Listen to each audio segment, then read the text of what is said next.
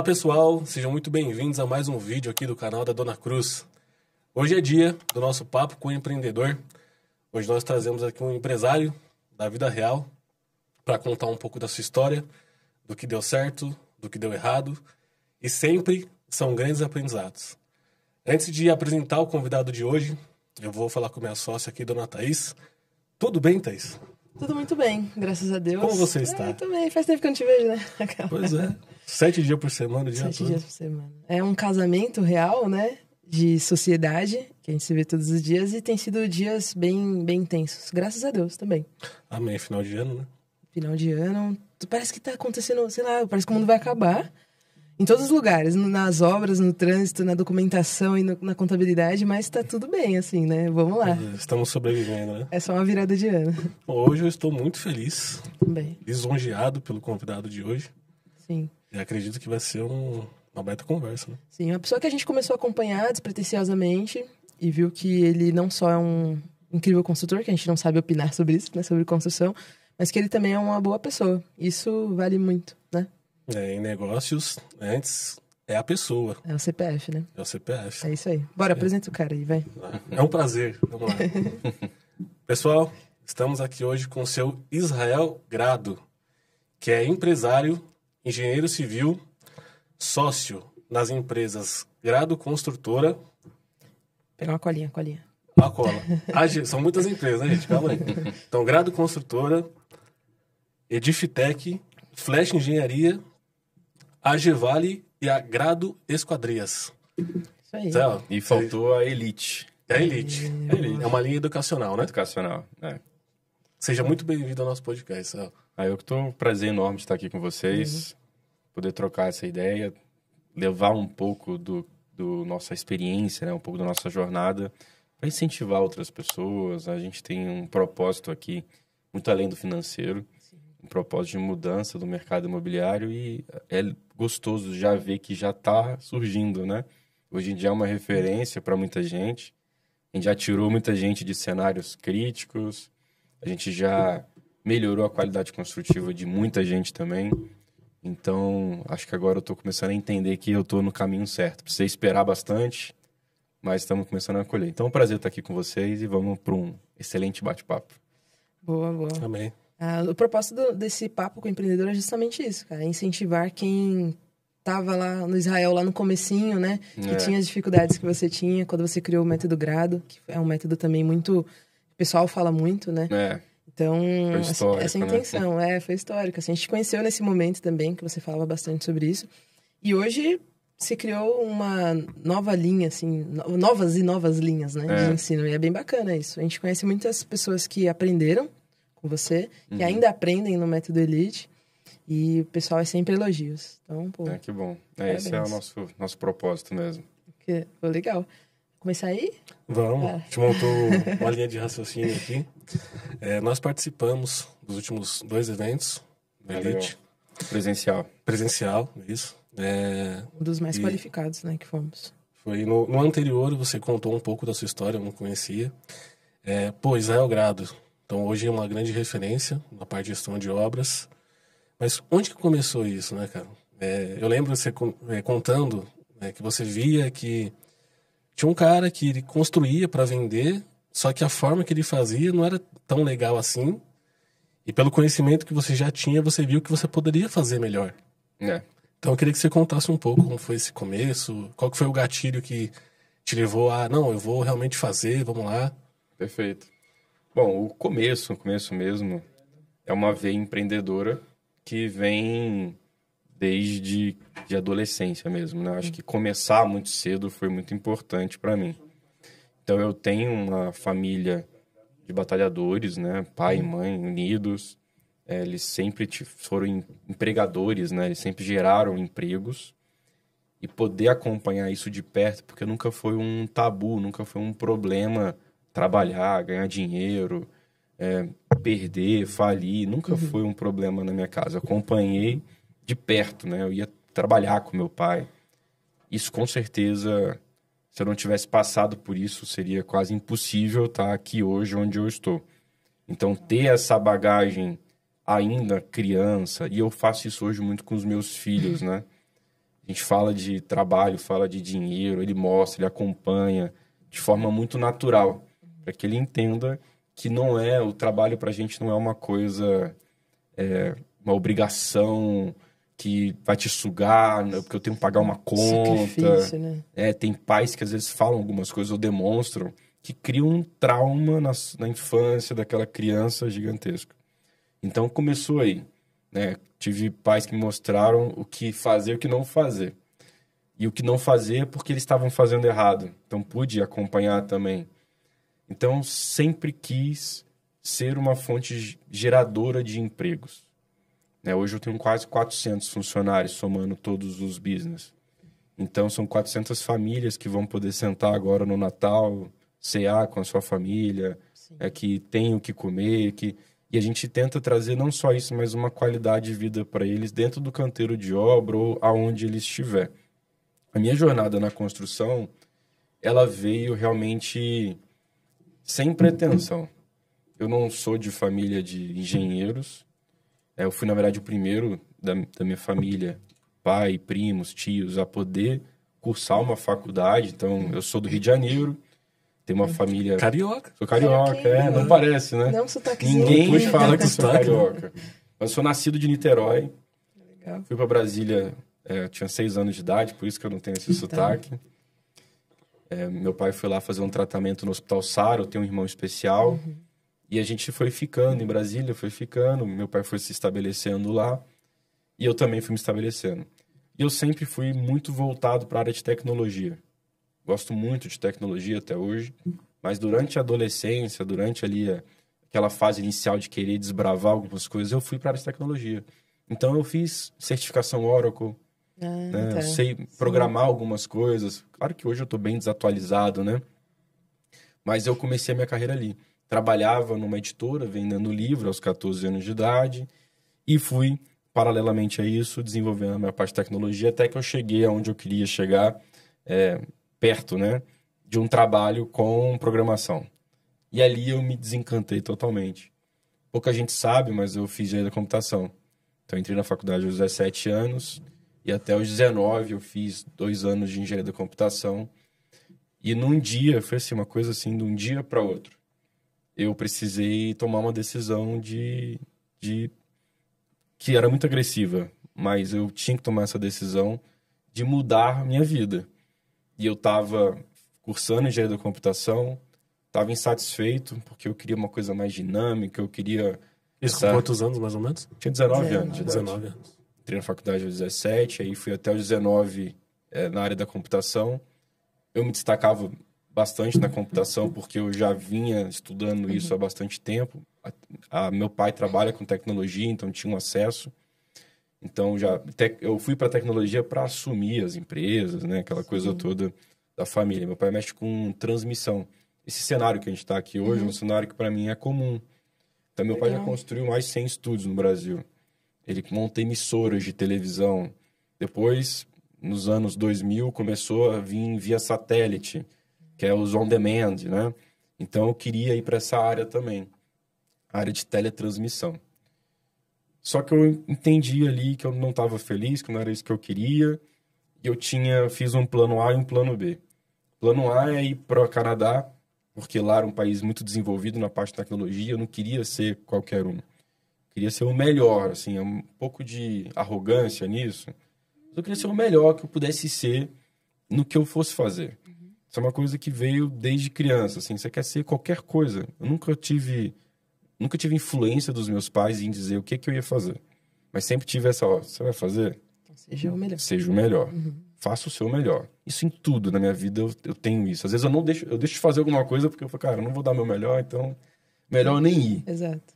Então, se eu quisesse trabalhar com teletransmissão, quisesse trabalhar com tecnologia, eu precisava buscar um local que ia me trazer uma abertura de conhecimento muito maior aqui. O Canadá estava ali na minha mira. Ou mudar de curso. E eu optei não ir para o Canadá, apesar de ter feito alguns acompanhamentos de imigração para lá. Cheguei em reuniões, fiz prova de francês, aquela coisa toda. Eu comecei a olhar para os meus pais, eu tenho um irmão especial, e eu falei, cara, daqui a pouco meus pais vão precisar de mim, eu vou ter que voltar para o Brasil. Aí parece que eu vou ter resetado a minha vida, porque eu vou chegar no Brasil sem network, sem contato. E ali eu resolvi mudar de faculdade. Foi ali que eu entrei na engenharia civil. Era um plano B, engenharia civil, porque tava bombando. Isso 2012 ali, né? Tava aquela coisa, construção, todo mundo foi, cara, vai faltar engenheiro civil no mercado. Vai faltar engenheiro né? civil no mercado. Esse foi o único motivo de eu ter entrado na engenharia civil. Não tive nenhuma paixão por construção, não tive nenhuma influência de ninguém. Eu aproveitava matérias, porque eu tinha feito 2 anos de computação. Falei, civil, eu aproveito matéria. Civil tá bombando. Eu posso construir um monte de coisa por aí e vou lá. E assim eu entrei na engenharia civil. Então, não teve... Muita gente acha que eu herdei, né? A construção do meu pai, alguma coisa assim. Não tem nada a ver uma coisa com a outra, né? Eu herdei muito conhecimento dele, mas ele não tem nenhum conhecimento com construção em si. A única influência que eu tenho de construção na família é meu avô, que era mestre de obra. Pô, tá aí, tá na origem, vai. Tá na veia ele. Meu avô era mestre de construção naval, aposentou, virou mestre de obra civil. E a gente tinha contato, né? Eu gostava de fazer as obras dele, compartilhava. Então, tinha um pouco ali de contato, sim, com a construção, mas no operacional. Foi ali que eu entrei. Foi por sorte, talvez.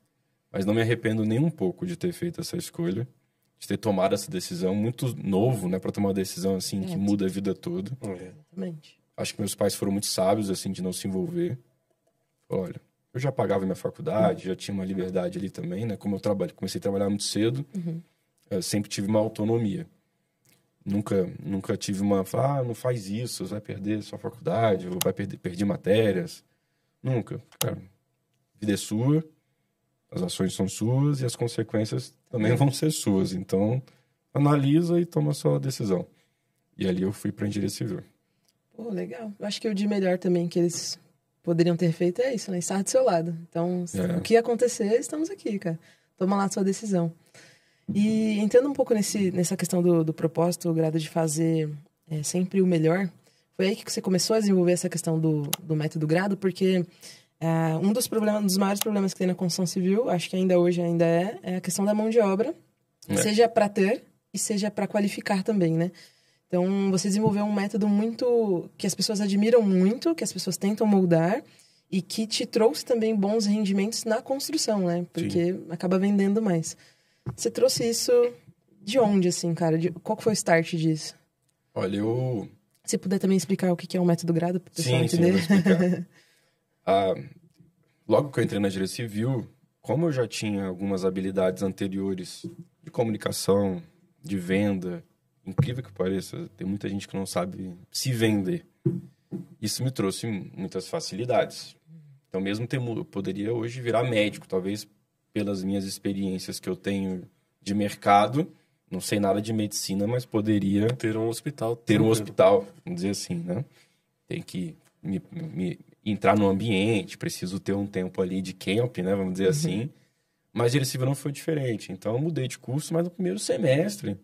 eu já estava conseguindo estar dentro de obra. Então, tem colegas que nunca pisou numa obra ao longo da faculdade inteira. E eu, no meu primeiro semestre, já fui para dentro. Mudei de vida, assim, virei a chave total. E abracei todas as oportunidades que me apareceram. Eu fui atrás, na verdade, das oportunidades. Isso. Fui atrás, total. Eu fui atrás, peguei tudo. Você sabe fazer tal coisa? Sei. Nunca tinha ouvido falar, mas sei. Vamos lá. Bora. E ir atrás também, né? Ir atrás. Então, assim, eu tive uma oportunidade... E aí, eu estava no lugar certo, na hora certa, vamos dizer assim. Acontece. Chegou uma pessoa, hoje chama Seu Coelho, ele inclusive, entrou numa loja de material de construção, que eu estava lá nessa loja conversando com o dono, conheço o dono, chegou perguntando para o dono da loja se ele conhecia alguém que pudesse fazer um projeto, que ele estava querendo construir uma casa para vender. A bola pingando. Né? O dono dessa loja falou, Israel tá fazendo engenharia, primeiro semestre. Ele falou, você faz projeto de é uma casinha simples, tá? Aquele projetinho. Tranquilo. Faço, tranquilo isso aí. Quanto você cobra? Eu nem sabia quanto ia cobrar. Não, vamos entender melhor o projeto. Cobrei R$800 nesse projeto. Eu lembro do número. E ele achou lindo, né? Porque devia custar uns 5 mil na época, eu cobrei R$800. Falei, cara, é você mesmo que eu preciso, então. Ele era um mestre de obra, que estava conseguindo alavancar o seu dinheiro, construindo uma casinha simples, de 100 metros quadrados, e vendendo aquela casa. Projetinho de R$800. Eu entrei no YouTube, eu estudei, assim, eu lembro que tinha um portal no YouTube chamado Olá, sou o David Bean, uma coisa assim. Quem da engenharia deve lembrar desse canal. E ele tinha umas sequências de vídeos, assim, passo a passo, de como mexer no Revit. E eu mergulhei nisso, assim, fiquei sem dormir, que eu sou um pouco assim, quero fazer uma coisa, eu mergulho, ninguém fala comigo, entro numa bolha. Isso é muito bom. E eu me aprofundei ali, contratei um engenheiro para me ajudar, até porque eu não sou engenheiro e tudo mais. Ele fez a parte de cálculo, mas ali eu tive o primeiro contato com um projeto, uma pessoa que estava construindo uma casa para venda. E eu tive a oportunidade de ir acompanhando esse projeto ao longo dessa construção. E esse projeto me gerou outro, que me gerou outro, me gerou outro. E todo mundo, cara, o cara cobra R$800 para fazer um projeto. Eu tava pagando para fazer o projeto, basicamente. Então, na hora que eu tava ali vendo, né, eles estavam fazendo o que eles conseguiam, vamos dizer assim. Mas era uma obra muito mal feita. Era uma obra que hoje eu vejo, cara, sorte não cai. Projeto, eu sou engenheiro civil, eu tenho total noção que eu não tenho capacidade de fazer um bom projeto arquitetônico. Total. Imagina um cara que nem formado é. Então, imagina o projeto. Era uma caixinha de fósforo, né? Uma coisa muito mal pensada, sem fachada, sem estudo de volumetria. Se não caiu é porque o calculista era muito bom, né? né? O calculista era um cagão, vamos dizer assim, né? Mas a obra era muito mal feita. Mas, ao mesmo tempo, eles colocavam 200 mil, voltava a 400. Eu falei, cara, como é que pode? Imagina se eu faço essa casa bem feita. Imagina se eu registro isso. Então, como eu sempre tive essa veia do audiovisual, porque nasci nesse ambiente, eu tinha muito disso, de registrar as coisas que eu estava fazendo. E foi ali que eu falei, eu preciso ir atrás do meu primeiro capital para fazer a minha primeira casa. E eu fui atrás desse primeiro capital, falando com parentes mesmo. Falando com tio, tia, tudo mais. Consegui reunir R$300 mil. Não tive nenhum centavo dos meus pais, né? Porque eles não poderiam me emprestar nada. Mas juntando com tios específicos que tinham ali sua aposentadoria, alguma coisa, eles confiaram em mim e me emprestaram R$300 mil. Com esses 300 mil, a gente construiu a primeira casa. Eu usei dessas técnicas, assim... Cara, o que eu posso fazer para fazer uma obra um pouco melhor? Não entendia nada de obra, mas... Se você entende de senso de organização, senso de limpeza, a sua obra já é muito melhor do que a grande maioria. Então, esse era o senso que eu tinha ali. Eu não tinha autoridade como mestre de obra, porque eu era um garoto de 19 anos e o mestre de obra tinha 30 só de obra. Mas tive também a sorte, né, de saber lidar com isso. Eu lembro que meu primeiro mestre foi o Mauro. Mauro, cara, vamos lá. Né? Ah, sempre fiz assim, mas beleza, mas vamos fazer diferente nessa obra. Não é assim que faz. E uma resistência de aceitar. Mas ele foi um cara bom também. Porque apesar, ele era desse jeito assim, de fazer tudo porque sempre fez assim e nunca caiu. Mas eu queria colocar algumas coisas um pouco mais organizadas, né? Colocar uma etiqueta na ferragem para poder identificar aquela ferragem. Fazer um baldrame mais limpo. A obra, no modo geral, mais limpa. E assim eu fui fazendo essa primeira casa. E eu lembro que a gente registrou os detalhes da casa, registrou filmando, tirando foto. Infelizmente eu não tenho mais esse pendrive, que seria uma coisa bem legal. E a gente utilizou dessas imagens para poder vender aquela casa. Porque todo mundo que vai comprar uma casa vai verificar todas as casas da região. E eu usava, olha, essa casa aqui eu tenho aqui, ó, eu te provo o tão bem feita que ela foi do início ao fim. A gente deixou a tampa do quadro elétrico aberta. E quem fez a rede elétrica da minha primeira casa foi meu pai. Meu pai, ele é técnico em eletrônica, então ele... E a gente fez um quadro, assim, que a gente deixou sem tampa para mostrar a organização dos fios, como ele chega bonitinho, separação de cores, que hoje pra gente é o mínimo. Mas na época era assim, puta merda. Surreal, uma casa muito bem feita. É que você vê bem organizado, quer dizer que foi bem feito aqui. E imagina o restante.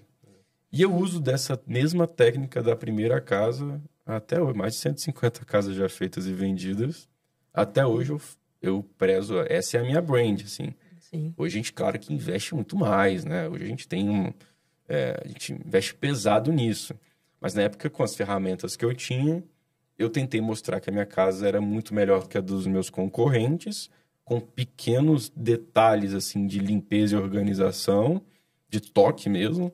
E eu consegui investir 300 mil e vender uma casa por 600 mil em 6 meses. Então, dobrei o capital em 6 meses. Esse mesmo capital foi dobrado mais algumas outras vezes até a gente chegar no que a gente tem hoje. Você que fez esse projeto aí, dessa casa? Foi. Foi. Eu fiz esse projeto. Tá lá até hoje, tá em pé. Importante. Por isso que quando eu passo na frente lá, ela já tá mal pintadinha já, né? Já tem 12 anos. Mas ela tá lá, não caiu não. É importante, é importante. Mas eu orei bastante na época, assim, pra não cair. Ficava meio com medo. Hoje a gente vê o tanto de cagada que a gente fez no início, assim. Sim. Isso é um projeto que eu não fiz sondagem de solo. Peguei na vizinhança ali, como é que vocês fazem a fundação? Aqui a gente cava 3 metros. E vai. E vai. Já cometi todos esses erros. Roda concreto em loco mesmo. 5 pá de areia com um saco de cimento. E vai. Hoje em dia já não, tem laboratório. A gente tem sondagem. Eu faço sondagem antes de comprar um lote. Se o lote não for bom, nem compro ele. De repente, o tanto que você vai gastar na fundação, né, nem compensa. E é isso, é uma melhoria contínua. Sim, aí nasceu o método Grado. Nasceu o método Grado. Engraçado que o método Grado, ele veio também sem querer. Eu, em 2019, mais ou menos, a Grado já tinha crescido, já estava começando a fábrica de esquadrias, então tinha 2 empresas. A fábrica você começou também, é importante você colocar, acho que você começou também pela falta de qualidade que tinha no mercado, Falta de qualidade, eu tinha um grande pós-venda em esquadrias, as empresas sempre me atrasavam. É um item bem crítico na obra. Impacta muito o nosso fluxo de cronograma. E aí a gente comprou uma fábrica, já tinha capital, enfim, então já conseguia fazer um investimento. E a gente mergulhou na fábrica, estruturou ela para me autoatender. Então é uma fábrica que só me atendeu por alguns anos e agora ela atende também outras construtoras. É uma fábrica grande, tem 2.000 metros quadrados de fabricação, então já está um pouco mais robusto. Mas o método Grado estava ali em 2019, eu já tinha feito algumas aquisições pessoais, então, comprado um apartamento, já estava morando com a minha esposa, ela engravidou, aí fomos para um outro apartamento, também compramos outro apartamento. Até que a gente vendeu esse apartamento que a gente tinha primeiro e eu comprei uma casinha velha. Uma casinha assim, que não dava nem pra morar. Eu vi a foto. Viu a foto da casinha, Sim. E essa casinha foi bem no início da pandemia, então tava assim difícil de achar casas ali. Comprei aquela casa por 300 e alguma coisa mil, assim. Era o valor do apartamento, Certinho. troquei apartamento ali pela casa. E aí começou a questão da gente querer construir a nossa própria casa. E aí, como eu tenho essa veia do audiovisual, eu falei, eu vou registrar a minha casa. Construção, fazer tipo um reality, Sim. E quem sabe eu vendo isso para um GNT da vida, algum documentário, bota no YouTube também. A ideia começou assim. Legal. Só que, em paralelo, eu tinha um cliente que eu estava fazendo a casa dele e ele trabalhava com marketing digital. Então, estava fazendo a casa desse cliente, ele trabalhava com dropship, então ele entendia de tráfego pago, alguma coisa assim. E ele começou a me trazer essas ideias. Israel, cara, faz um infoproduto. Eu não era consumidor de internet, sou muito pouco consumidor de Instagram, essas coisas, então deixa a desejar bastante. Então, eu nem tinha contato com esse business de infoproduto. E esse cliente me propôs uma sociedade dentro do Método Grado para que ele transformasse aquela gravação que eu estava fazendo da minha casa. Eu gravava, é legal o Método Grado porque eu gravava eu mesmo, assim, na obra. Sim. Era tipo um diário de obra mesmo. O cara faltou hoje. Vivência mesmo, né? Foi bem legal porque eu trouxe, assim, o dia a dia da obra ali pro Método Grado. E é um método porque hoje eu criei um padrão nas minhas obras. Cada obra, eu tenho obra de 2 milhões, como tem obra de 15 milhões hoje. Tem obra corporativa, tem obra de cobertura, que a gente também está fazendo bastante. Mas a gente criou alguns padrões e esses padrões foram usados lá no Método Grado. E aí foi assim, foi um sucesso. Foi milhares de inscritos, foi muito maior do que a gente imaginou. A gente se pagou a casa várias vezes ali com tinha uma demanda muito reprimida ali, né? Eu acho que eu não tinha tanto concorrente na internet, assim. Era muita verdade que eu estava falando. Acho que é isso também. Tava na obra, eu tinha uma construtora na época com umas 20 casas simultâneas. Eu também passo por isso, cara. O cara se identificava. Sim. Talvez por ser muito novo, talvez criava uma certa barreira com o pessoal mais velho. Mas recém-formado, quem estava ali começando a sua jornada na construtora, eu acho que ele se conectava, se identificava e conseguia ali extrair algumas coisas. Até hoje eu recebo muita coisa no Instagram de pessoas falando, tô usando aqui igual o método Grado. Impermeabilização igual o método Grado. Sim. O método Grado acabou quando acabou a casa. Então a gente não deu continuidade, a gente encerrou a sociedade ali. E eu fiquei um tempo sem estar na internet, até que agora veio a Elite com um propósito um pouco diferente. A gente tem uma empresa de crédito por trás, que a ideia é ensinar pessoas a construírem casas para venda de forma profissional, que é um mercado extremamente amador, acho que a gente vai falar um pouco disso aqui. Sim. Então, a Elite já veio já bem mais robusta, já com um propósito muito bem claro. Ela monetiza muito mais também, porque tem uma empresa de crédito por trás, que faz com que a gente ensine as pessoas a construir. Eu vou lá e ainda empresto dinheiro para ela. Colocou tudo dentro de uma hub, né? Então você tem o ensino. Ele comentou aqui das minhas empresas, mas tudo é um ecossistema. Se complementam. Se complementam. Então, até porque eu acho que a pessoa que diversifica muito, ele acaba tendo uma falta de intensidade, né? Então, apesar de eu ter vários CNPJs, porque cada um tem um braço ou um sócio diferente... Tem uma sinergia muito grande. É tudo um ecossistema onde eu estou no meio ali, conectando as partes. Mas é tudo a mesma coisa. Legal. Que aula, hein? Pois é. Bom, nessa primeira obra, você é muito novo. Como que foi a gestão dessa obra, cara? Porque, igual você falou, cada dia pode acontecer uma coisa diferente. Quando a gente está fazendo uma coisa pela primeira vez, tem coisa que a gente nem sabe que não sabe. A gente acaba aprendendo ali na prática, né? E como que foi a gestão dessa primeira obra? E hoje você comentou que você está com 42 obras em estados diferentes. Céu, como que faz isso? Conta pra gente. Olha, hoje a gente tem gestão. Mas na primeira obra, zero gestão. Zero. E foi assim por um tempo. Foi assim por uns anos, na verdade. Na primeira obra eu não sabia nada de gestão. Tinha uma noção de empresa. Tem alguns erros que eu nunca cometi. Por exemplo, sessão de contabilidade. Eu nunca deixei de ter um CNPJ ou ter uma contabilidade que me instruísse. Então, desde a minha primeira obra, eu já estava bem acompanhado em relação a isso. Isso foi uma bagagem que eu vim de família. Nunca misturei dinheiro PF-PJ. Nunca. Dinheiro da empresa, meu dinheiro é meu dinheiro. Sim. Eu tenho prolabore, eu tenho retirada de lucro, ou o que for. Mas isso são erros muito comuns de quem está começando, né? Ver aquele dinheiro no caixa da empresa, o cara acha que ele tem dinheiro. Tô rico. A empresa pode estar com dinheiro, mas você não tem dinheiro. Até porque você tem um monte de coisa para pagar. Exato. Tem imposto, tem funcionários. Vou fechar uma empresa. Hoje muita gente não consegue fechar uma empresa. E essa é uma pergunta que eu faço para muitos alunos. Se você pudesse parar hoje, você consegue parar hoje? 90% não consegue parar. Teria que pedalar, falir, alguma coisa assim do tipo. Então, hoje é uma realidade da construção civil. Os donos, assim, é natural as pessoas que entrarem na construção civil trabalharem para alguém. Às vezes a pessoa tem essa vontade de trabalhar para si próprio, começar a se aventurar no eu empresa. Foi o que eu comecei também. Só que eu nunca trabalhei para alguém. Nunca trabalhei para ninguém. Trabalho com meus clientes, na verdade, né? Mas nunca fui funcionário de alguém. Então, na hora que você vai para esse eu empresa, o cara teve um monte de expertises na faculdade ou na vida ali de concreto, de cálculo, de fundação, de entender a tensão admissível do solo. Mas ele não sabe que ele pode ter uma empresa no lucro presumido ou no Simples Nacional ou no lucro real. Ele não sabe como é que funciona o imposto sobre mão de obra. Muita gente não sabe que tem um imposto na mão de obra ali, que tem a CND no final, precisa tirar um habite, um alvará. Não sabe como contrata, quais são os modelos de contratação de uma mão de obra. Exato. Precificar também. Precificar, vender, orçar.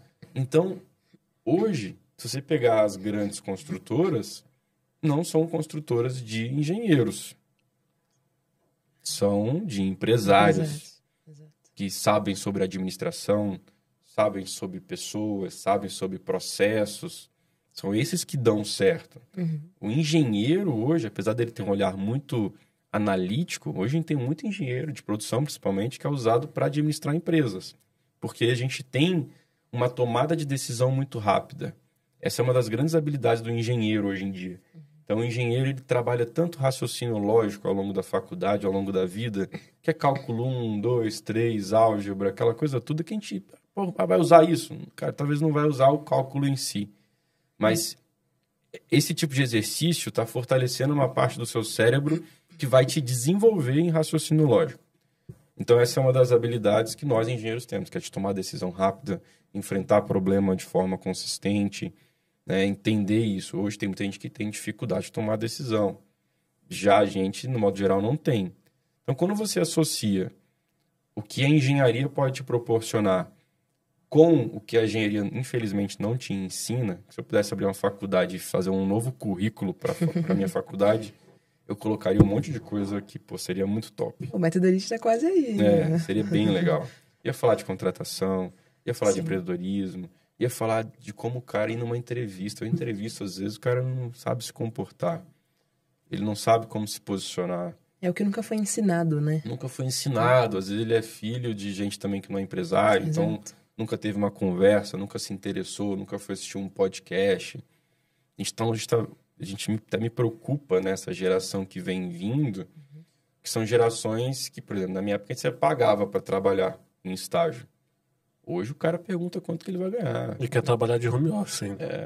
Quer aprender de home office. Então, assim, sendo bem honesto, a geração tem que fazer concurso público. Porque algo nesse sentido. Vai para o canteiro de obra, vai apenar. E a nossa profissão precisa passar, todo negócio precisa passar por uma resiliência. Né? O trabalho, ele te devolve. Se você tiver um trabalho inteligente, um trabalho honesto, porque às vezes também as pessoas não são pessoas do bem, e pode até querer ganhar de forma muito rápida, mas isso tem um tombo logo em sequência. Quando você trabalha de forma honesta, séria, inteligente, porque o esforço não quer dizer que é hora trabalhada. Eu falei ontem isso para uma pessoa. 2024 foi o ano que eu menos me esforcei e que eu mais lucrei. Falei ontem à noite isso para uma pessoa que estava questionando comigo algumas coisas. Esse ano foi o ano que eu mais lucrei e que menos trabalhei. Em horas, né? Em horas. Porque eu estou começando, aí já estou num objetivo da minha vida que é a eficiência. Aonde eu boto minha energia que vai trazer mais resultado. Mas se foi sempre assim? Não foi sempre assim. Teve as noites não dormidas, teve que trabalhar de 7 dias por semana, 24 horas, ficar sem ir para casa. Então, se você não passa por essa fase, dificilmente você vai chegar na fase de dimensionar a eficiência do seu trabalho. Então, todo negócio, ele precisa passar por essa etapa. Não adianta você querer nascer um negócio e pular ela, pular a etapa de aprendizado, pular a etapa de você entender aonde que você tem que dedicar mais tempo, mais energia, mais aprendizado, pular a fase de você acordar às 5 da manhã para poder estudar, pular a fase de não ter que voltar para casa porque o seu business precisa de você. É o preço, né? É o preço. E aí muita gente hoje só fica reclamando, né? Poxa, eu trabalho muito, trabalhei muitos anos sem ver resultado. Imagina. Porque nesse início que a gente estava falando de gestão, não tinha gestão, beleza, eu lucrei na primeira obra ali, dinheiro emprestado. Nessa primeira obra, eu peguei 300 mil e devolvi 900. Eu vendi a casa por 600, aí fiz mais algumas vezes e devolvi 900. Então, assim, de 300 para 900. E ali eu comecei a ter problemas de gestão, porque uma coisa foi uma obra. Estava aprendendo, eu estava com um mestre de obra que era bom mestre de obra, então, assim, ele me respeitava, então não tinha, eu sabia também como lidar com ele, né? Mas tinha esse problema, tipo, eu sempre fiz assim, dá certo. E eu escutava ele. Às vezes, algumas coisas eu cedia. Israel. Benjamin. Eu cedia para ele. Falava, cara, beleza, você sempre fez assim, então vamos fazer assim. E aí vem as consequências, que é o quê? O pós-venda. As minhas primeiras obras deram pós-venda durante anos. E eu tava lá prestando assistência. Aí eu não corria do meu cliente. Ah, não, isso aí é problema seu. Fiquei dando assistência igual... Porque se abriu brecha, acabou. Você deu motivo para ele achar que a casa tem uma fissura, tem uma infiltração, é um telhado que vaza quando chove. Nesse início, que aí comecei a ter 2, 3, 10, 20 obras, chovia de madrugada, eu tinha pesadelo. Eu tive que fazer assim, quase uma terapia para conseguir dormir na chuva. Para você que gosta de entregar o melhor, né? Então era difícil. E aí você começa a se culpar, que foi uma fase bem ruim para mim. Uma fase assim, cheguei perto da desistência, foi essa fase. Porque eu falo, cara, eu tô dando o meu máximo, tô me esforçando o máximo, eu não ligo pra dinheiro, se eu tiver que botar dinheiro pra poder o negócio funcionar, botava, tirava do meu e vendia o que eu tinha pra poder entregar o melhor pro meu cliente. E o cliente ainda tava te cobrando, porque você é isso, você é aquilo. Então, é uma fase que você precisa ter muita sabedoria, muita inteligência emocional para conseguir passar por ela sem ter um burnout, uma depressão, alguma coisa assim. Então, o que acontece? Hoje, 200 milhões de engenheiros no Brasil, eu acho, eles vão querer ser donos da sua própria construtora. E aí eles vão ficando nesse caminho, nesses desafios. E os desafios vão ser iguais para todo mundo. É o desafio de juros altos agora, limite de crédito, desafio de gestão de múltiplas obras. E aí você vai desistindo, vai saindo, vai indo para outra profissão ou prefere trabalhar para alguém. E os que vão vencendo essas barreiras, você vai diminuindo aquele público. Vai filtrando, né? Vai filtrando até que chega numa ponta. Hoje os meus desafios são muito maiores. Hoje eu tenho conta para pagar no dia de R$1.700.000. Então, assim, os desafios vão ficando diferentes. Vão ficando mais difíceis. Eu olho pro meu desafio lá atrás e falo, nossa, isso aí... mamão com açúcar. É o jogo da vida, né? Passando a fase, vai aumentando a dificuldade. E é isso que ninguém entende. Acha que vai chegar uma hora que é só bem bom. Só muda o desafio, vai ficando maior. E é isso que eu quero. Exato. Não é isso que eu tô buscando. Mas vai de acordo também com o que você plantou também, né? Você plantou boas ações e você está colhendo boas ações. Quando você falou da questão do CPF, eu acho que as pessoas, elas não entendem isso, assim. Elas precisam ser realmente, de fato, uma pessoa índole ali no que ela tá fazendo. Ter uma boa índole ali no que ela tá fazendo, para que ela possa colher isso depois, né, cara? Exatamente. Às vezes, no início, você se autocritica muito, né? Sim. Em relação a isso. Eu já me perguntei, cara, o fulano ali, tem colegas, né, assim, tá ali dando um jeitinho lá com o governo, uma obra aqui, uma obra ali. Pô, o cara tá andando de carrão, tá se dando bem. E eu tô aqui, cara, eu nunca tive coragem de pegar um saco de cimento de uma obra que não seja meu. Se chega um cliente lá, reclama de alguma coisa, mesmo que eu esteja sem grana. Isso aconteceu muitas vezes lá atrás. Aconteceu na pandemia, né? Eu falei, cara, eu tô sem grana, mas realmente isso aí é culpa minha. Falei, cara, tem como você aguardar só um pouquinho pra eu me capitalizar e eu vou resolver essa situação? E aí você vê, pô, parece que o caminho que eu tô indo é um caminho muito difícil.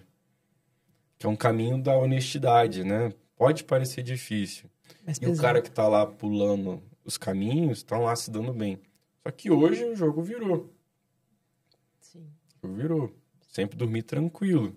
Porque nunca devi nada pra ninguém, vamos dizer assim. Sempre fiz o certo. Mesmo quando o certo me prejudicava. Assim, momentaneamente. Sim. Só que isso, hoje eu tenho uma facilidade... É incrível, assim, parece que está saindo investidor do meu bolso. De tanta gente que quer estar comigo nos meus projetos, nos meus negócios. Porque eu criei esse histórico. Minha timeline de vida, ela é inteira. A gente não tem como cortar, né? É igual que o podcast vai ali, corta um pedaço. Sim. A nossa vida não tem isso. É um timeline contínuo que eu tenho hoje um timeline do início ao fim íntegro. Isso é muito valioso, né? Porque você vai investir ali... Vale mais do que dinheiro. Você vai investir sua vida. Tem gente que coloca o dinheiro da vida ali. Então, pulando um pouquinho o timeline, né? Aproveitando a palavra. Você estava ali com o método grado, daí você passou pela pandemia também, que você também teve esse ponto de flexão, onde você teve que abrir mão de grandes coisas sua para poder honrar as obras que você tinha. E aí, de repente, apareceu uma sociedade, do nada ali, um André Daré, né? E aí, hoje você criou o método, tem o Elite, e aí tem outras diversas faces, assim, de mercado, né? Onde você já tem um fundo, onde vocês já atuam com fundo, na verdade, já atuam com fundo tanto para vocês quanto para as pessoas que compram o curso de vocês também. Cara, fala um pouquinho disso, assim, né, dessa trajetória que foi, da chegada do André. Vamos lá. Até a chegada do André, a gente passou por essa expansão gigantesca de quantidade de obras, de gestão, entender o que eu precisava fazer para gerenciar múltiplas obras. Eu, método grado, cresci mais ainda, porque eu cresci muito mais no método grado, cresci muito mais a minha construtora física do que o próprio infoproduto, porque o Método Grado me trouxe, eu tive clientes que vieram do Método Grado. Então, assim, a empresa cresceu muito, só que na pandemia a gente tinha muito contrato por preço fechado. E ali foi uma decisão, uma dessas decisões que a gente estava conversando agora. Que, cara, vou me ferrar bonito, mas lá na frente vou dar certo. Eu tinha muitos contratos, eu não lembro exatamente, mas era mais de 20 contratos fechados quando começou a pandemia. Eu achei que 15 dias de recesso era o suficiente. E estava tudo certo. E aí começou a vir 1 mês, 2 meses, preço de coisa subindo. O saco de cimento era R$14, foi para 40. A folha de madeirite chegou a R$205. E eu tinha um contrato de empreita, como vocês sabem. Preciso honrar com o preço já fechado. Sim. Diferente de um contrato de gerenciamento, de administração. E ali eu tomei uma decisão de não pegar mais novos contratos de empreita. Isso era um ponto muito crítico, falando de fluxo de caixa. Porque eu precisava dos contratos anteriores para honrar e terminar aqueles contratos. O que a grande maioria das pessoas fizeram? Continuaram fechando, porque a pandemia, ao mesmo tempo que aumentou o preço, aumentou a demanda. Eles começaram a fechar muitos contratos no preço fechado para poder suprir os contratos anteriores. E se eu entrasse nessa bola de neve, ia ser muito difícil de eu sair. Então, eu assumi um prejuízo. Falei, olha, não vou fechar novos contratos por empreita, então o preço está muito volátil, sobe e desce, novos contratos vão ser todo por administração, os contratos anteriores eu vou honrar. Não teve nenhum aditivo de nada, nenhum cliente meu pagou nada mais. Pior que eu podia. Falei com o advogado, falou, não, causa de... Caberia. Uma catástrofe e tudo mais, você pode chegar, cancelar um contrato, ou ter um ajuste, né? Subiu de preço assim de forma exorbitante. Mas quando eu fiz essa reunião com o advogado, eu não achei que o prejuízo seria tão grande. Eu tive um prejuízo de R$4 milhões no total. Então foi um prejuízo grande, demorou para eu pagar esses 4 milhões, tive que pegar emprestado em banco, desfiz de capital próprio, para honrar com esses contratos anteriores. E muitas vezes eu me vi fazendo esse questionamento, porque eu estava botando dinheiro para aquele cliente. Você me pagou 500 mil para fazer a sua casa, que está me custando R$1 milhão. Os outros 500 mil eu que estou botando. E você mesmo assim está me cobrando. Assim, o prazo, isso e aquilo, dentro de uma pandemia. Eu tive clientes assim. Eu ficava, nossa, cara. O que eu tô fazendo aqui? Calma aí, vamos lá. Eu falei, meu Deus, eu tô botando dinheiro na casa desse cara. Ele tem total noção disso. E ele tá me cobrando. Porque a gente tá numa pandemia, eu não consigo achar gente, então a obra vai atrasar. E mesmo assim ele tá me cobrando. Então, vai ter clientes assim. Como eu também tive clientes que são pessoas... Entenderam. Não, vamos lá, Isapô, obrigado. Entreguei a casa. Nossa, aquele... Todos os meus amigos, a obra parou, a construtora faliu, você me entregou a casa. Vou ser grato a você para sempre. Tenho hoje clientes que são investidores meus, que são dessa fase. A diferença tá aí, né? Que eles viram ali, cara, Israel, o cara foi um homem mesmo. Já outros, não. E aí, nesse momento que muita gente desiste. É outro ponto de desistência. Fala, pô, eu sou muito trouxa. Vou deixar de ser trouxa. Tem gente que acha isso. Não, vou deixar de ser trouxa e vou fazer o que todo mundo tá fazendo. Vou cancelar contrato, vou... Então, ali eu tive essa fase um pouco mais complicada e comecei a voltar a incorporar mais. Porque eu comecei fazendo construção de casa para venda. E nos meus primeiros anos eu só fiz isso. Até que teve um ponto da minha vida que eu tinha uma casa e 4 pessoas querendo comprar. E eu fui e vendi para as 4. Vendi uma para uma pessoa e as outras 6 falaram, vou te entregar a casa daqui tantos meses. Legal. Então, é ali que começou a minha jornada de contrato de empreita global. Sim. Porque na verdade eu vendi uma casa que não existia ainda. Já tinha um comprador, que é teoricamente o mais comecei a trabalhar com o dinheiro do cliente. Só que isso a minha margem diminui, a personalização entra. E aí você começa a enfrentar, cara, totalmente diferente. Fazer uma casa para venda, fazer uma casa para cliente é outro tipo de gestão, é outra coisa. Suga tanto a nossa energia quando você faz uma casa para um cliente específico, ainda mais nessa fase que a gente não tinha processo, não tinha sistema, não tinha nada, que eu deixei de fazer construção de casa para venda. Encerrei as minhas construções de casa para venda. E aí foi quando aconteceu todo esse alvoroço de pandemia, estava ali em 2021, já me recuperando, e eu falei, quero saber, eu vou começar a voltar a construir casa para venda com o objetivo de diminuir a quantidade de casa para cliente. Só que Brasília, hoje, a gente tem uma escassez de terra muito grande. A terra hoje em Brasília, por exemplo, onde tem uma liquidez legal, Lago Sul, Lago Norte, o terreno é muito caro, o terreno representa aí 30%, 40%, 50% do VGV.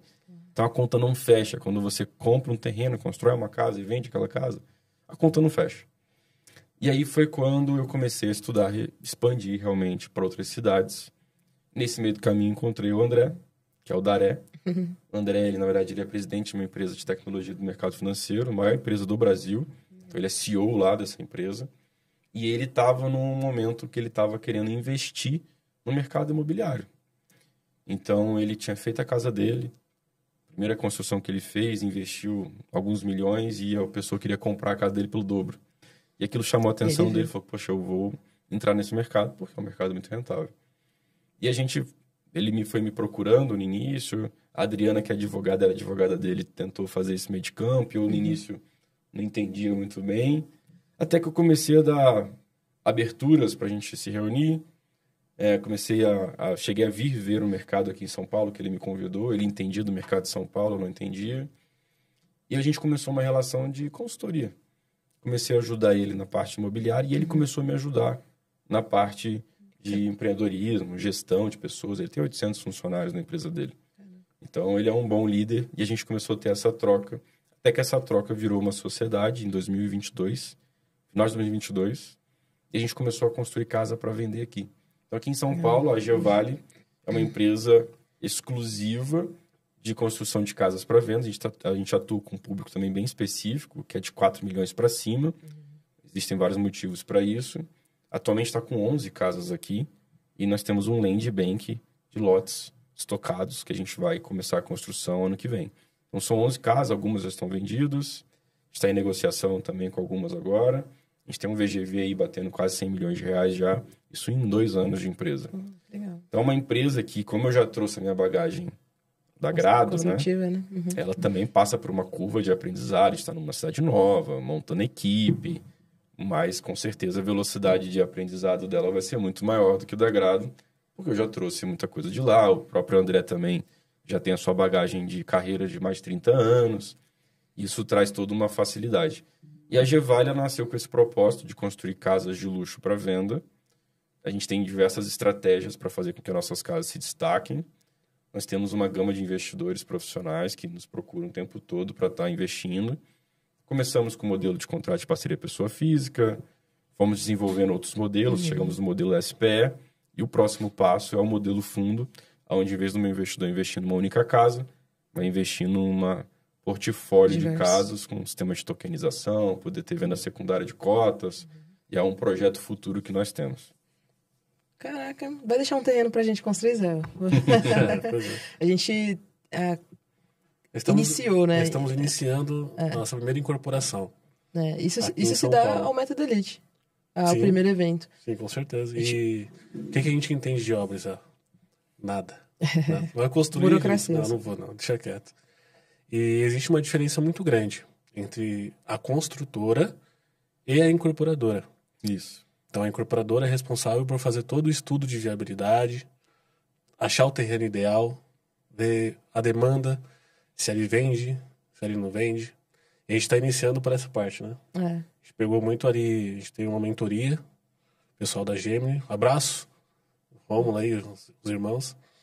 E como que foi essa transição, né? Então, o André veio em relação à parte da incorporação mesmo? Isso. Ele veio com essa abertura de mercado para São Paulo.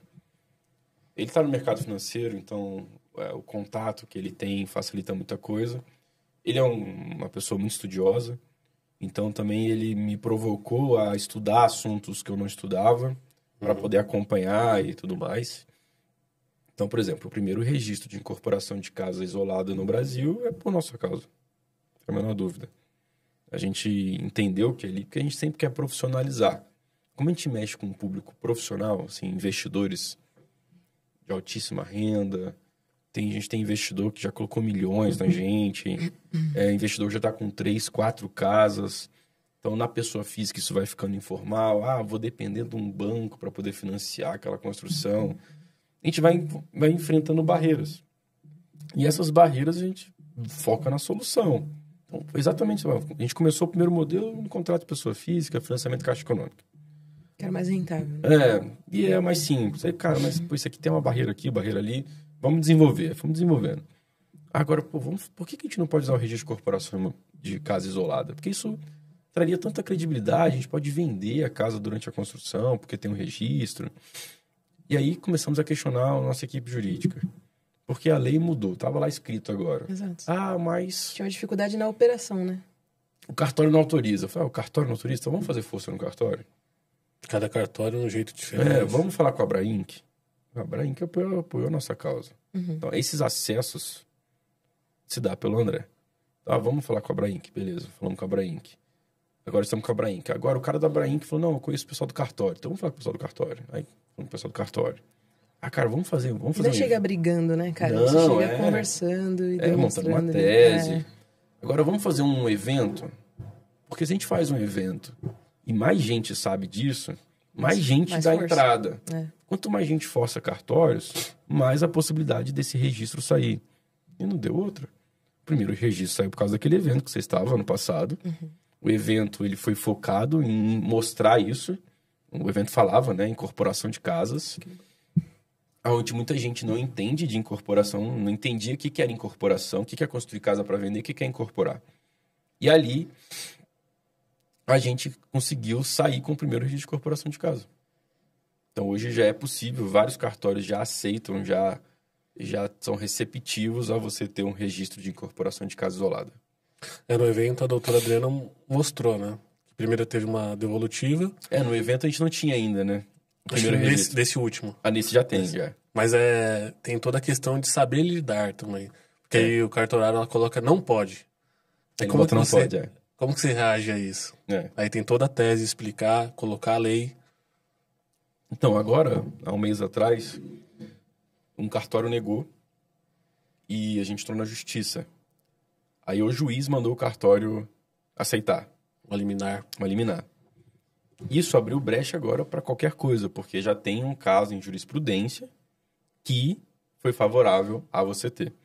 Então, acho que depois desse julgamento onde um juiz pediu para o cartório fazer e o cartório agora teve que fazer, isso abriu portas para qualquer pessoa que entrar num cartório, o cartório negar, cara, mas já tem um caso em jurisprudência aqui. O juiz mandou. Então, assim, alguma coisa resolve em 1 mês, 2 meses no máximo. Já está com registro de corporação. E aí, no registro de corporação, a gente começa a profissionalizar o nosso setor. O setor de construção de casa para venda. É um setor que é extremamente amador. As pessoas na internet ensinam de forma amadora. E a gente vem profissionalizando e ensinando as pessoas a fazer isso de forma profissional. Nem que seja para você que tem uma contabilidade, quer construir uma casa para vender, mas vai fazer de qualquer jeito. Vamos fazer de uma forma séria, profissional, desde a parte de incorporação até a parte de construção também. Então, mesmo que você não seja a construtora em si, existem formas de você controlar a sua construção. Existe um passo a passo ali. Você não precisa ser engenheiro para isso. Você vai contratar a construtora específica, mas quem vai estar controlando aquela construtora é o incorporador. Então, para mim, incorporar e fechar os olhos para a obra não faz o menor sentido. Isso é muito interessante, porque isso foi o nosso maior questionamento. Vamos construir? Vamos. É rentável? É. Tá bom. Mas qual é o padrão de construção? Se eu não entendo, como que eu vou saber o que cobrar? Como que eu vou saber se é bom ou é ruim? Então tem que ter alguém que entenda. Tem que ter o gerenciamento, né? Tem que ter um gerenciamento. Então essa mentalidade seria o empresário. Hoje eu mesmo gerencio obras que não são minhas. Eu tenho um escritório de gerenciamento que é agrado. Então, por exemplo, a gente tem uma obra aqui em São Paulo, uma obra aqui no Alto da Lapa, custo de 12 milhões de reais mais ou menos. É uma obra que a gente contratou uma construtora e eu faço a gestão dessa obra ali para o meu cliente. Meu cliente não tem tempo, meu cliente é empresário, aquela coisa toda. E eu faço toda a gestão para ele. O que é a gestão? Eu faço o papel do dono da obra. Eu controlo o que entra e o que sai, verifico os contratos. Prazos. É como se eu tivesse no estratégico da obra. Não estou preocupado ali com o dia a dia da obra. Quem está entrando, quem está saindo, essas coisas. Eu estou aqui no estratégico. É prazo, é custo, o que pode, o que não pode, revisão de projeto. Então, eu entrei num cenário estratégico. Então, você que é incorporador e quer ter uma boa obra, porque você não pode fechar os olhos. Você precisa ter um gerenciador, que ele vai fazer esse papel do dono ali na construção, porque a maior brand que você pode fazer é a própria obra. Então, não adianta nada você ter uma boa incorporadora onde identificou uma região promissora, fez o estudo de persona, você entendeu quem é o cliente consumidor, desenvolveu um projeto voltado para aquele cliente, mas aí na obra é só mais uma obra. A gente vende a casa na obra. É no canteiro, é na limpeza. Hoje a gente tem uma marca meio que própria, vamos dizer assim, que é a nossa casa de máquina. Todos os nossos projetos, a casa de máquina é acessível. É um contraponto gigantesco comparado à maioria das construções, onde a casa de máquina fica lá em cima. Mas por que a gente faz isso? Uma casa de máquina bonita, revestida, com manifold. Eu levo o cliente lá que quer comprar a casa, ele vê que até a parte que é escondida é muito bem feita. A minha casa vale 20% a mais ali. É um investimento. Então, essa é uma marca que nós temos. Em Brasília mesmo, todos os meus tapumes são pretos. Todos. Tem 30 obras ativas lá. Qualquer lugar que você vê um tapume pretão, bonito, Organizado. é a obra da Grado. Com QR Code. Com QR Code, é a obra da Grado. Então, eu vejo muita gente querendo ensinar a fazer assim. Não, só foca na incorporação, construtora, você não precisa se envolver. De fato, você não tem habilidade para isso. Mas tem algumas expertises que o incorporador precisa ter de como contratar um projeto, né? Porque o projeto é BIM, não é? Quais são os níveis de entrega que um projeto tem que ter um gerenciador. Esse gerenciador vai ser o sócio, vamos dizer assim, que ele vai ter uma participaçãozinha, uma forma que você for remunerar ele. Ele vai ser o gerenciador da construtora que vai estar lá no dia a dia. Como contratar essa construtora? Você não precisa ser dono de construtora para saber como contratar uma construtora. Qual que é o melhor modelo para você pagar? Você vai pagar toda quinzena ou vai pagar por medição? Se for toda quinzena é difícil, mas por medição já fica vinculado ao que ele produziu. E hoje vocês têm um pool de construtoras que vocês têm cadastradas ali? Uma lista de construtoras? Ou acaba procurando por região? Eu uso muito dos alunos. Assim, dá para a gente entender quem são os alunos mais engajados. São mais de 1.000 alunos, né? Mas a gente tem uma comunidade no WhatsApp. Vocês estão lá, inclusive? Estamos. Tá? Então, ali dá para entender quem pergunta, aí dá para a gente ter uma proximidade. Então, quando precisa de suporte... Hoje eu faço, por exemplo, uma academia no Arujá. A Smart Fit vai inaugurar agora, dia 23. É um mentorado. A gente fechou ano passado 20 construtoras. A gente ficou próximo dessas construtoras. E o objetivo é gerar business ali com eles. Então, essa Smart Fit mesmo saiu lá de dentro. Entre outras coisas. Esse ano, agora no evento, a gente abriu a oportunidade. Várias pessoas aplicaram. A gente não aceitou todas porque nem todas estão ali num ponto ainda de gerar negócios. Mas a gente fechou o nosso grupo. Começa em janeiro agora. 20 construtoras reunidas e é isso. Cara, eu preciso de uma construtora em tal lugar. Preciso de uma construtora aqui. Cara, eu tô querendo incorporar. Cara, quanto você precisa de dinheiro? Eu tenho dinheiro aqui, eu te empresto dinheiro aqui, você me devolve assim. Então, a ideia é que nesse grupo gere negócios. Hoje, para mim, o maior propósito da internet é mais essa conexão do que o faturamento da Elite. Sim. É o que te trouxe também bons negócios, né? Essa conexão aí. Você vê, eu virei sócio do André pela internet. Exato. Hoje nós temos a Off Business, que é uma empresa de crédito, por causa das nossas conexões. Então, a internet, ela me gera muita conexão. Gera uma escassez, eu não sou uma pessoa 100% presente na internet. Acho que isso é bom e ruim ao mesmo tempo. Mas eu tenho um público muito qualificado. Vocês veem lá pelo próprio grupo da Elite lá. O nível do pessoal que me conecta comigo é um nível já alto. Então, eu falo com quem é dono de construtora. Hoje, 80% das pessoas que estão ali naquele grupo são donos de construtoras e incorporadoras. E outra, você fazer o filtro disso é essencial. Porque a sua intenção não é só o faturamento que aquela venda vai te trazer, aquela aplicação vai te trazer. Mas sim o desenvolvimento. Porque não adianta você colocar um montão de gente lá, vai te dar uma boa aplicação, mas essa pessoa não se desenvolve. E aí teu método acaba sendo questionado, né? Nesse Sabe sentido. qual que é grande conforto e vantagem que nós temos e a gente não tem concorrente? Falo com total certeza, a gente não tem concorrente. Primeiro, eu tenho um físico extremamente mais robusto do que o meu digital. O pessoal na internet vê 5% do que eu Pensei que você já posso estava fazer. falando do seu físico já, quando eu já vi. Esse é um físico muito bom. Em desenvolvimento. Mas o meu mercado físico, ele é muito mais robusto do que o meu mercado digital. Hoje na internet, quem me acompanha deve ver ali 5% do que eu realmente faço. Você está falando de uma empresa robusta. Hoje a gente precisa de mais de um contador para poder cuidar de tudo. Tem contabilidade interna, ou jurídica interna, jurídica assessoria. Então, a minha estrutura física é muito grande. A internet, ela tem um propósito, né? Eu quero morrer e deixar um legado. Então, assim, eu quero fazer diferença na vida de o máximo de pessoas possíveis. É monetizado? Claro que é. Se fosse de graça, ninguém ia dar valor.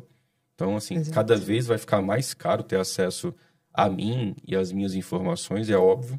A gente está aqui para também gerar business ali, até porque a pessoa precisa dar valor. Então, o cara vai pagar lá 30 mil para estar num grupo comigo. É 30 mil que, se ele não se dedicar, ele jogou fora. O cara foi idiota. Então, assim, tem uma questão dessa também. Cara, botei 30 mil, agora eu vou dar o meu máximo. Mas, ao mesmo tempo, ela serve para me conectar com o máximo de business possível. Só que meus concorrentes, vamos dizer assim, na internet, eles vivem na internet. E a internet, para mim, não faz nem cosquinhas. Então, eu tenho muito mais liberdade para falar o que eu quero, para não estar com quem eu não quero. Então, vocês não ficam me vendo em um monte de evento com um monte de influencer junto lá. Eu tento estar junto com quem é de verdade. Então, assim, a pessoa que eu vejo, cara, o cara realmente tem um business top, tá ensinando um negócio legal, é um cara que eu... Uma boa pessoa. É, uma boa pessoa, eu abro portas para estar junto. Eu falei, um monte de gente me chama para podcast, vocês perguntaram agora há pouco. Aceito poucos. Vocês estão vendo, né? Olha aí, valorizo podcast. Aceito poucos. A mesma coisa acontece com o meu network, de certa forma.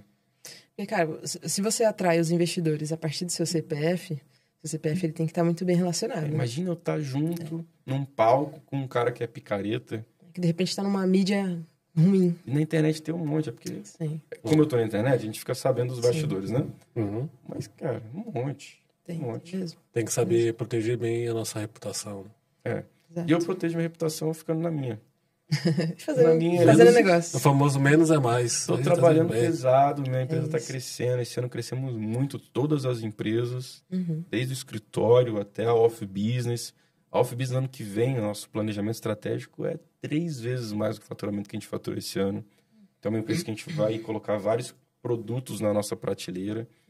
É uma empresa muito qualificada de crédito, porque a gente oferece crédito para os nossos alunos, então vem muito filtrado. Então, assim, é um ecossistema redondo. A internet me conecta com tudo isso e eu tenho a liberdade para falar o que eu quiser, com quem eu quiser, quando eu quiser.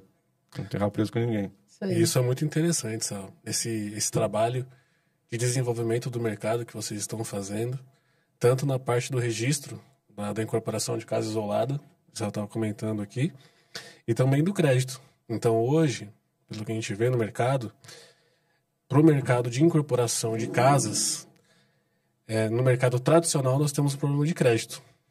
Então, o produto mais conhecido é o Geric. Então, o cara tem uma incorporadora, tem até um bom projeto, mas não tem crédito. Tá bom, onde que eu vou pegar o dinheiro? Posso pegar o dinheiro com o investidor, que é o formato SCP, nós conhecemos, ou o Geric. Mas quando se fala em Geric, é um problema porque nem sempre ele vai fazer algo multifamiliar. Não vai fazer um condomínio. O cara só quer fazer uma casa. E você comentou do fundo. Então, o fundo, aí se você puder falar um pouco disso, seria uma forma da incorporadora, que vai fazer uma casa isolada, ter uma opção diferente de crédito? Seria isso? Vamos lá. A gente tem vários desafios ainda a serem vencidos. A gente primeiro tem um modelo de parceria na pessoa física, que é o que a grande maioria fazem, né? Que é o que? Pega o incorporador, e esse incorporador ele vai se associar a alguém que quer colocar o recurso. E ali há um contrato PF entre os dois, para que nesse contrato PF a gente possa fazer um financiamento unifamiliar, que é de uma casa isolada. Qualquer banco hoje você consegue fazer o financiamento unifamiliar apenas em CPFs.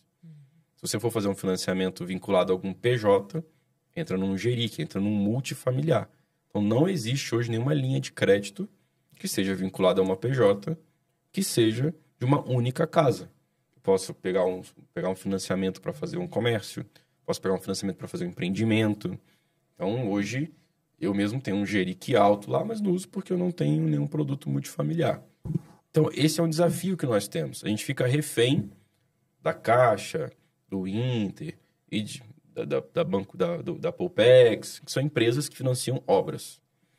Por isso que hoje o mais ensinado na internet, o que as pessoas vêm fazendo é isso. Porque colocar 100% do recurso, Felipe, não faz muito sentido. Hoje o mercado ele não é tão rentável assim. É rentável na cabeça dos outros, mas na prática não é tão assim. Hoje, se você botar uma região boa, a região que vocês estão construindo ali, é uma região boa, botar ali lote mais construção, vocês vão ganhar uns 20% no ciclo, 25% no ciclo, você no pé no chão. Botando um valor de venda com liquidez, botando um custo de uma boa execução, vocês vão ter uns 20% de margem de lucro. A gente está com o Selic, vai bater 13% ano que vem. Você acha que o cara vai botar a bunda dele em risco botando dinheiro numa casa? É isso. Não é melhor ficar numa renda fixa que vai bater 14% até o final do ano que vem? Tranquilo, sem se preocupar com nada.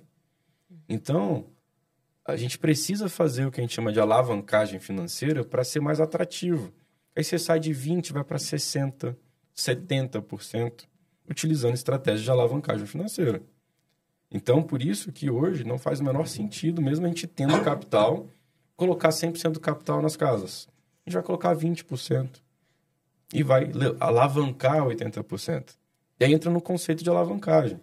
A alavancagem que todo mundo conhece é o financiamento na Caixa Econômica. O financiamento da Caixa Econômica é um grãozinho de feijão, assim, perto do que a alavancagem realmente é. A alavancagem é você pegar um capital com um custo de crédito menor do que o do seu investidor. O meu investidor ele tem metade da participação comigo, no meu modelo.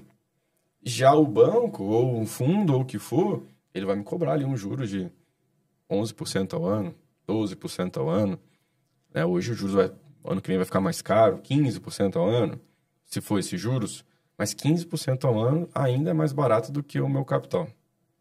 Sendo que eu posso diversificar, em vez de colocar 1 milhão numa casa só, eu posso botar 200 mil em 5 casas. Então é isso que a gente instrui os nossos investidores também. E aí a gente vem enfrentando barreiras, porque o primeiro desafio é contrato pessoa física. Quando eu faço um contrato na pessoa física, eu crio ali algumas informalidades. Como eu falei, eu tenho hoje clientes, investidores, que já está na sua 4ª, na sua 5ª casa em 2 anos. Aí a gente começa a bater ali numas barreiras, talvez na receita. Exato. Começa a, o que você está fazendo? A gente começa a ter limite de alavancagem, porque o cara está alavancando muito. Para o banco, não faz o menor sentido ele alavancar um cara que ele vai quitar em 1 ano. Porque o banco te presta dinheiro a 10% ao ano, mas te empresta em 20 anos. Aí você quita... Eu agora mesmo, recentemente, comprei uma casa no Lago Sul, em Brasília. Paguei 3,2 milhões. Financiei.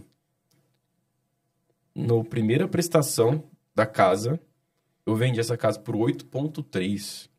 Porque eu comprei uma casa para reformar e vender. Eu vendi o projeto já. Então, assim, a pessoa queria comprar o projeto final, vendi por 8,3. Então, na primeira parcela, eu quitei o financiamento. Olha o custo que o banco teve para montar aquela operação, pagar correspondente, tem comissões. Eu vou lá e quito. Eu não paguei nada de juros. Na primeira parcela eu já quitei. Nada. Então, para o banco foi uma péssima operação. O banco precisa que você pague 10 anos. Ganhando tempo, né? Ganhando tempo.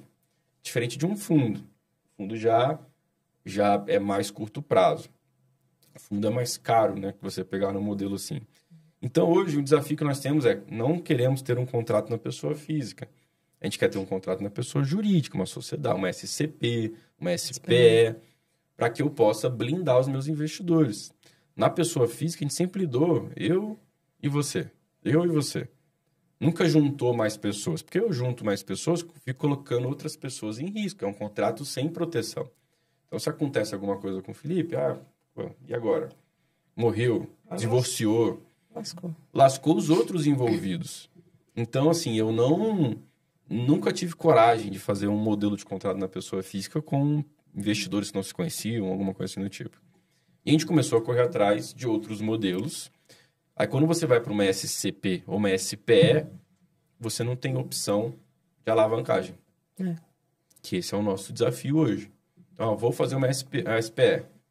Sou eu construtora, você, cada um entrou com 1 milhão aqui, nós temos 2 milhões de capital, eu tenho a administração da SPE para poder gerenciar a obra. Juridicamente, criei aqui um bom contrato e criei uma blindagem que protege vocês dois, tanto interno para externo, externo para interno. E eu estou aqui como administrador, não preciso ficar enchendo o saco de vocês para assinar projeto, alvará, bits, porque eu vou fazer a minha função de administrador. Essa é uma das vantagens também da SPE. Ainda mais quando você tem gente que tem 20 investidores no SPE, é um negócio meio bizarro. Mas, imagina você ter que pegar a assinatura de todo mundo. Eu imagino, exato. Você lida com isso, né? Fora o risco, imagina, né? alteração Se o investidor contratual. tiver problema no CPF, Trava tudo. Exato. Então, na SPE, a gente resolve essa questão. Aí bate numa barreira que é crédito. Só existe crédito. SPE é um CNPJ. Sim. Então, só existe crédito no SPJ para multifamiliar. Então, como é que eu vou fazer um unifamiliar ali dentro? E aí vem hoje surgindo novos modelos. A gente tem um projeto piloto com o Banco Inter. A gente já roda obras nossas assim e está rodando obras de alunos. É uma coisa que é exclusiva da Off Business, que é a nossa empresa de crédito imobiliário, porque a gente quer entender o projeto, ver se é viável.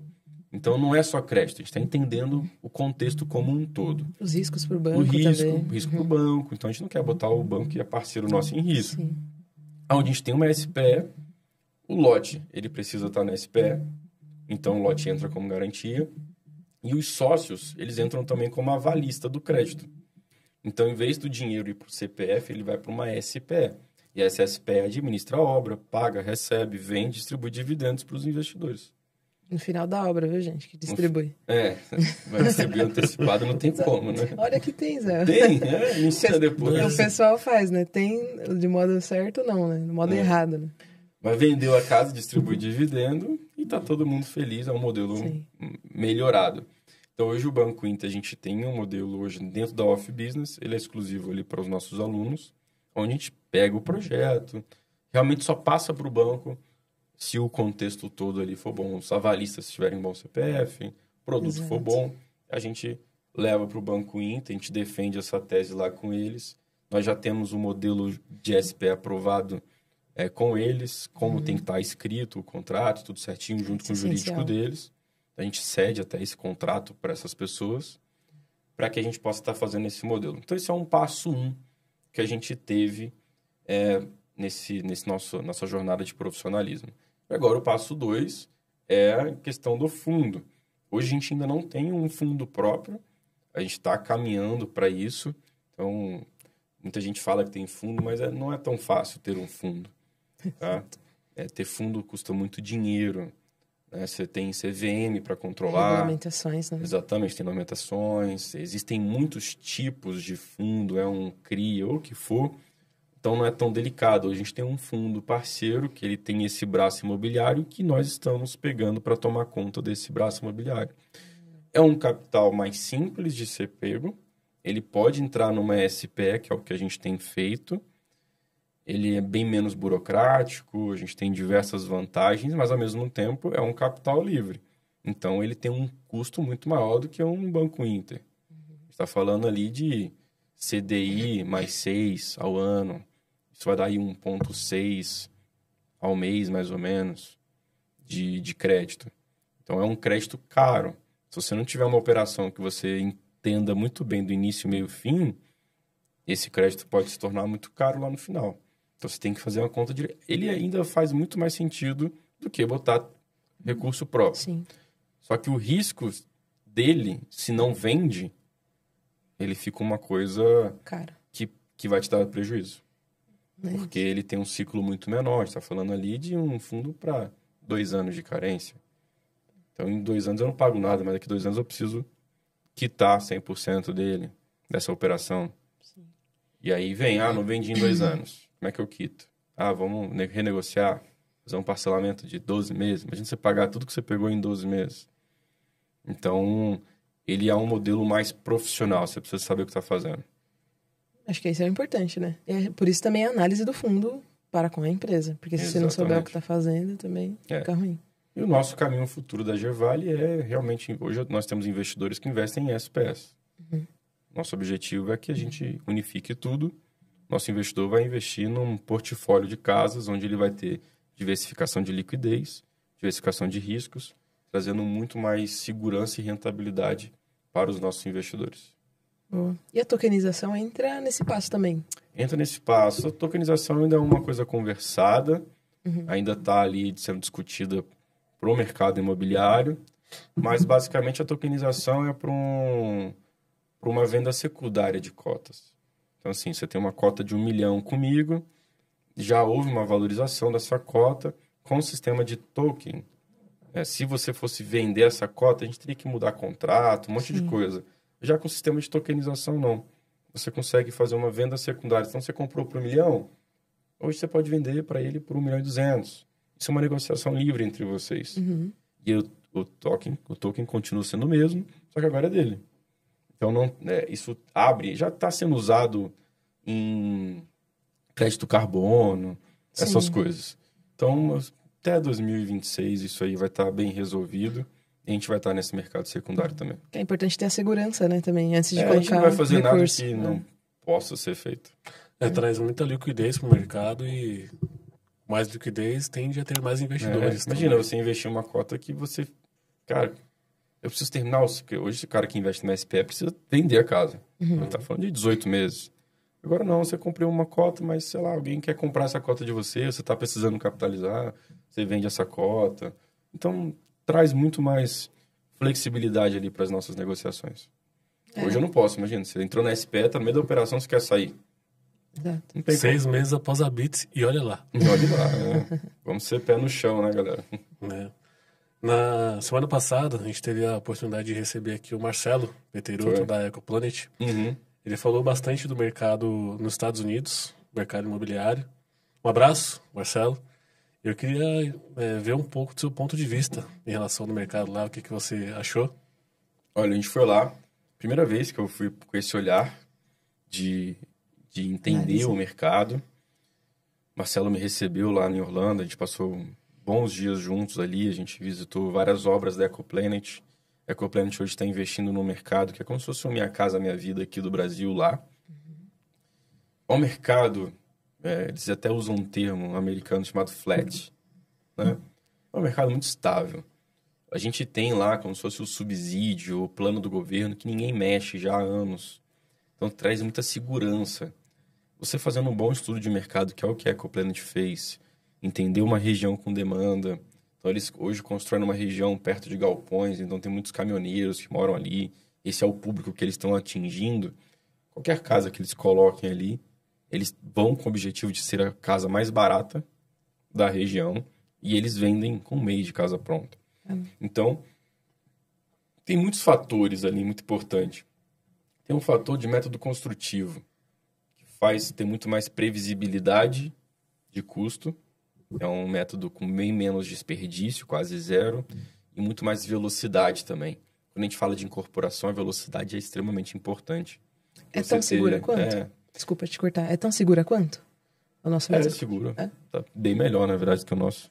É porque é cultura mesmo. A gente ainda vai enfrentar isso. Eu acho que agora, com a falta de mão de obra, a gente vai passar por isso aqui. Já está passando um pouco. Porque hoje ninguém quer ser pedreiro. Exato. Antigamente ainda tinha o pai que levava o filho. Meu filho vai ser pedreiro, carpinteiro. Hoje não tem isso. O pessoal vai tudo morrer e vai acabar isso. Não vai ter pedreiro. Então, hoje a gente profissionaliza nosso modelo construtivo para ter profissionais, né, como tem nos Estados Unidos. Ou a construção vai parar? Não vai. Então, a gente vai, forçadamente, a gente vai passar por esse processo. Eu vou ver isso ainda em vida. Amém. Não tenho certeza disso. Mas lá já está mais avançado.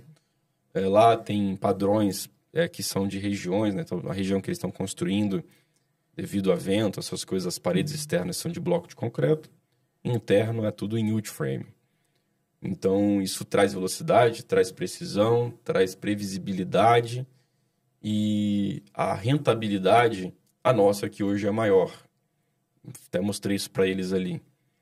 Então, a rentabilidade que eles estão trazendo ali é como se fosse uma renda fixa. A gente hoje foi com esse olhar para lá para entender e a gente viu que a nossa rentabilidade hoje aqui é 3 vezes maior do que a deles lá, mas aqui tem muito mais risco. A gente, juros subindo, juros descendo, juros... Totalmente instável. É instável. Lá não, lá é flat. Lá você vai ter aquilo ali, botou, vendeu. Esse é um mercado lá de baixa renda, vamos dizer assim. Liquidez absurda, porque a pessoa precisa só de 3% do valor do imóvel para comprar o imóvel, financia 97% a 6, 7% ao ano. Então, assim, a facilidade de vender o imóvel é muito grande para esse público lá. E eles vêm nos trazendo a possibilidade de abrir um braço de alto padrão lá. Como nós temos essa veia de luxo padrão, a gente chegou até ir juntos em algumas regiões onde já são casas de 4 milhões de dólares, 5 milhões de dólares. Já é um público de altíssima renda ali em Orlando, que bem provável que seja o público que a gente vai testar.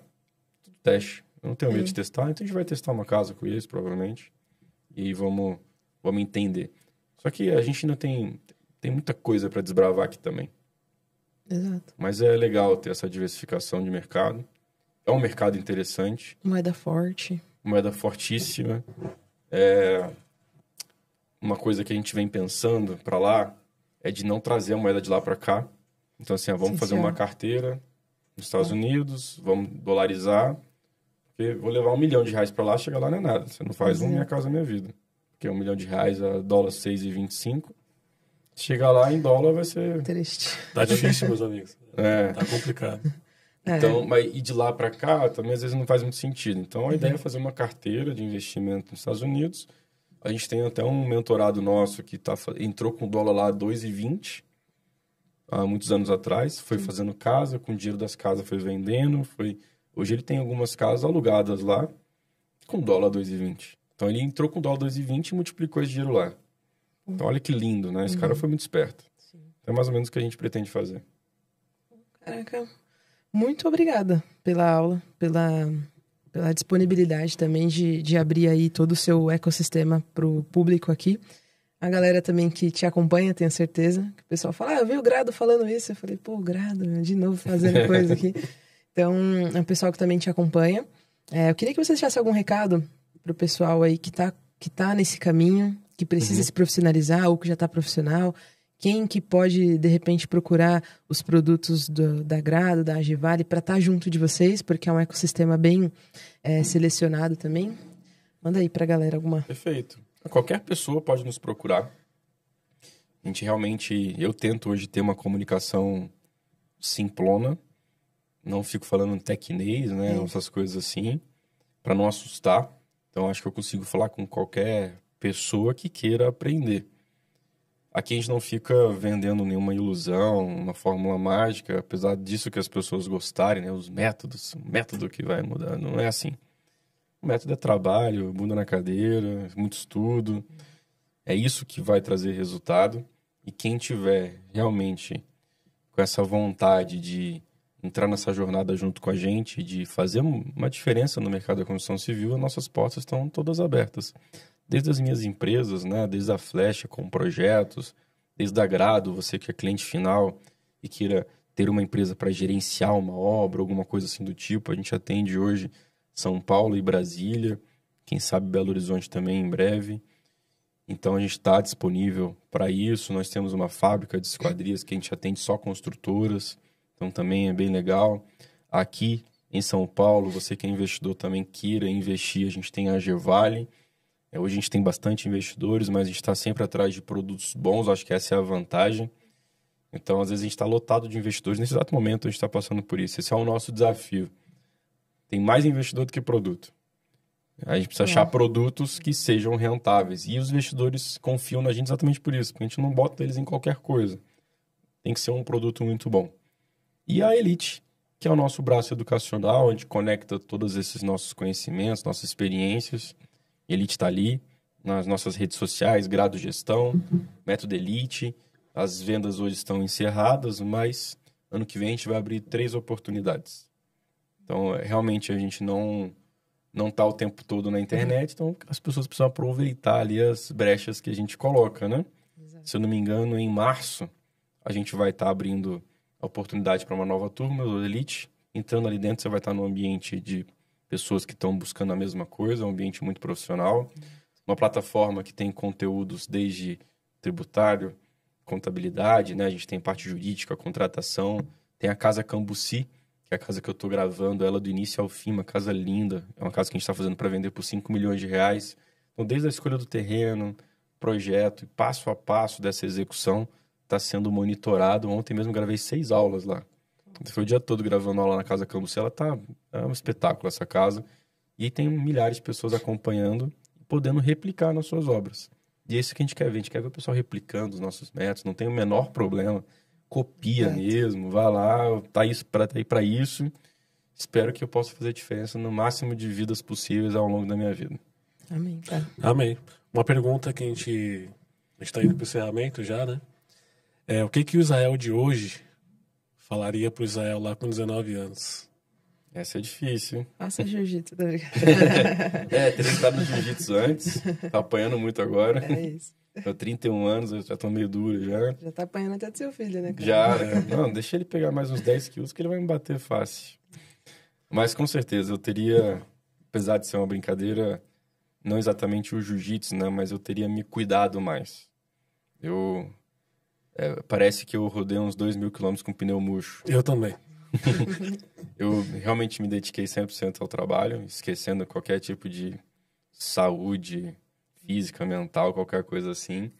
Graças a Deus eu vim com uma resistência. Nunca tive nenhuma fase assim de abalo mental, apesar de muita pressão. Então, eu funciono muito bem com pressão, isso é uma característica minha. Então, nunca tive nenhum tipo de preocupação. Eu me preocuparia menos se eu pudesse me falar com o Israel de 19 anos de idade. Porque lá foi uma época que eu perdi um pouco de sono, me preocupava mais. E com o tempo, eu fui amadurecendo. E hoje eu sou um cara... O pessoal às vezes até fala, cara, como é que você tem tanto de coisa, você é tão tranquilo? Realmente nada tira meu sono. Enquanto eu tiver saúde, eu não tenho o menor medo de quebrar, não tenho medo de nada. Então, se eu quebrar, cara... tem 2 braços, 2 pernas, um cérebro. Bora recomeçar, né? Por que eu quebrei, né? O que aconteceu? Vamos fazer diferente. Então, essa é uma mensagem que eu levaria para o Israel de 19 anos atrás. Continue trabalhando firme, ele foi no caminho certo, mas levaria as coisas de forma um pouco mais leve. Talvez a minha velocidade de aprendizado teria sido maior se eu tivesse esquentado menos a cabeça lá atrás. Isso aí, show de bola. Show demais. Valeu, cara. A gente tá muito feliz, de verdade mesmo. Obrigado pela sua disponibilidade mais uma vez. Se você não segue ainda o nosso canal, segue o canal. Tem vídeo, vai voltar os vídeos, né? Toda terça e quinta-feira.